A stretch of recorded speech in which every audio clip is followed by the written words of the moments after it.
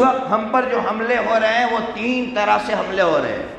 Number 1، mentally کمزور کرنے کا حملہ، یعنی ذہنی اعتبار سے مجھے اور میرے بچوں کو کمزور کیا جا رہا ہے۔ نمبر 2، فزیکلی یعنی جسمانی اعتبار سے مجھے اور میرے بچوں کو کمزور کیا جا رہا ہے۔ اور نمبر 3، روحانی ایمانی اعتبار سے مجھے اور میرے بچوں کو کمزور کیا جا رہا ہے۔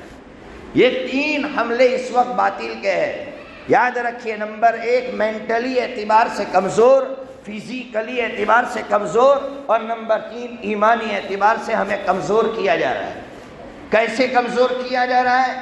مینٹلی اعتبار سے، ذہنی اعتبار سے کیسے کمزور کیا جا رہا ہے؟ دن بدن ایسی ویڈیوز ہم تک اور ہمارے بچوں تک پہنچائی جا رہی ہے جس میں مسلمانوں کو مارا جا رہا ہے، ظلم کیا جا رہا ہے۔ ایسی ویڈیوز جان بوجھ کر پہنچائی جا رہی ہے تاکہ نوجوان اس کو دیکھ دیکھ کر کمزور ہو جائے، مایوس ہو جائے کہ یار یہ کیا ہو رہا ہے۔ اگر مسلمان سچے تھے، اسلام سچا تھا تو یہ غالب آنے چاہیے تھے، یہ کیا روزانہ مار کھا رہے ہیں؟ نوجوان کے دماغ میں جب بار بار ایسی ویڈیوز ڈالی جائے گی وہ نوجوان مایوس ہو جائے گا، ہمارا بچہ مایوس ہو جائے گا۔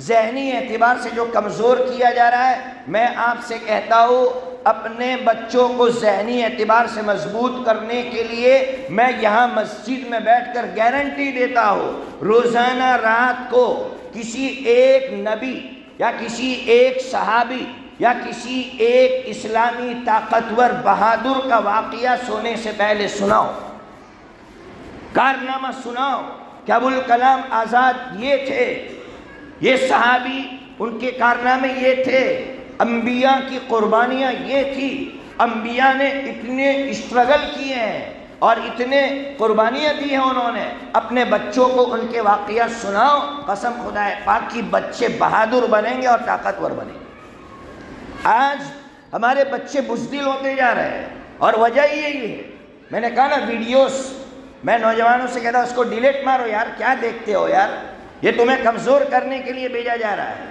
ماں باپ سے کہہ رہا ہوں ایسی چیزیں مت دکھاؤ، دکھاؤ تو کیسی چیزیں دکھاؤ؟ صلاح الدین ایوبی کو دکھاؤ کہ صلاح الدین ایوبی کون تھے، کیا کارنامہ تھا صلاح الدین ایوبی کا، عمر ابن الخطاب کون تھے، ابو عبیدہ ابن الجراح کون تھے، اللہ اکبر، خالد ابن الولید کون تھے۔ خالد ابن الولید ہی کو اگر سنا دیا ہمارے بچوں کو، یرموک کی جنگ کتنے نوجوانوں کو معلوم ہے کہ یرموک کی جنگ کب لڑی گئی، کتنے افراد تھے، دشمن کتنے تھے اور مسلمان کتنے تھے؟ کچھ معلوم نہیں۔ اتنی عمر ہو گئی یرموک کی جنگ کے بارے میں کسی کو معلوم نہیں، اور آج ملک شام کے تذکرے ہو رہے، اسی ملک شام کو یرموک کی جنگ کے ذریعے سے فتح کیا گیا تھا، اور آج یرموک کی جنگ کے بارے میں کسی کو معلوم نہیں ہے۔ تو آج ہی عہد کر کے اٹھو کہ روزانہ رات کو کسی ایک جرنیل، کسی ایک بہادر کی زندگی پڑھ کر سوئیں گے، کریں گے بھائی؟